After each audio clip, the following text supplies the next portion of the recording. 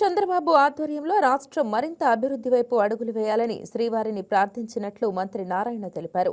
అంతకుముందు తిరుమల శ్రీవారిని VIP break సమయంలో మంత్రి దర్శించుకున్నారు. వీరికి ఆలయ అధికారులు స్వాగతం పలికి దర్శన ఏర్పాట్లు చేశారు. రంగనాయకుల మండపంలో అర్చకులు వేదాశీర్వచనం అందించగా అధికారులు పట్టు వస్త్రంతో సత్కరించి స్వామివారి తీర్థ ప్రసాదాలు అందజేశారు.